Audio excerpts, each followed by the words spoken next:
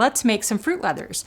They have no additional sugars or preservatives, and they will be a healthy addition to your kids' lunch boxes. So we're going to use strawberries, bananas to do these today, and in fact, we're going to use the whole strawberry because if you didn't know, the strawberry tops are also edible, and it's a great way to have a no-waste dehydrating kitchen. So what we have today is 2 pounds of strawberries and 3 to 4 bananas. If you have really small bananas, you can use 1 extra if you would like it. We're going to take each of these and put them into our blender, blend them up well, and then we're going to pour them onto our dehydrating sheets.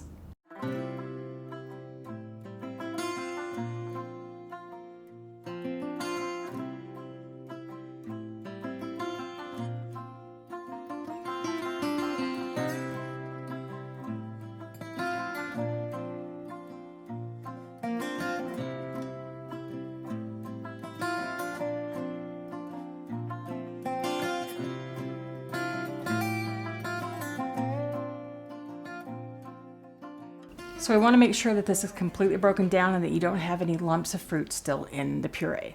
When you're pouring onto your sheets, you want to make sure that you don't pour too quickly so that it doesn't just run off the edge. Just take it nice and slow.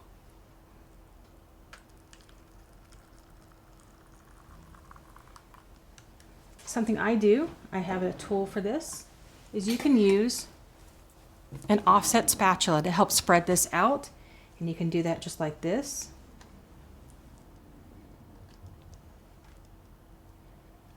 And what you're looking to do is you want to make sure that the leather here that you're pouring out is a little thicker on the edges than in the center, because as it dries, it's going to dry from the outside in, so it allows it to dry more evenly. And just make sure you try to patch up any little hole that might show up. And there we go. There's our first tray.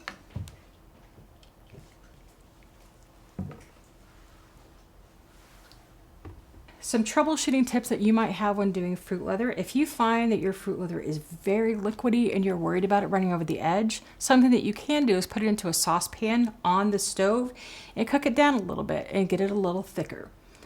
Another option for you would be to put a little applesauce in with it. It will help thicken it up, and it actually adds some extra pectin to it to make it a little softer when you're ready to use at the end. When you put it in your machine, you want to program it for 135F, and you're going to start with about 5 hours. Some fruit leathers dry quickly, some take a little longer. So what you want to do is after 5 hours, check it, and then check it for every hour after that. If you can lift it off your mat and flip it over, you're good.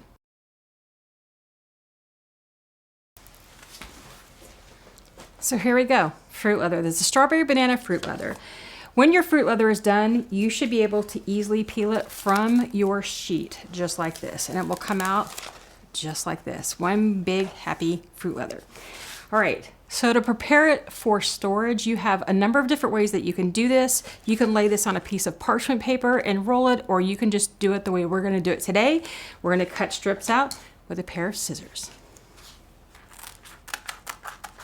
Just like this, and you can make it as thick or as thin as you want. You can cut it in half, depending on how you're going to do it with your kids. And then you just take it and roll it, just like this. And then you can put it right into your jar. These can actually store inside of a zip top bag for a couple of days if you want. It won't hurt them. They'll get a little soft, but that's okay. Right into your jar, just like this. Now, you can also cut it into portion sizes and make them flat if it's easier for you and you don't want to mess with the rolling, because this just makes it easy to pull out, put in a lunchbox, take for a snack, however you want to do it, just like this.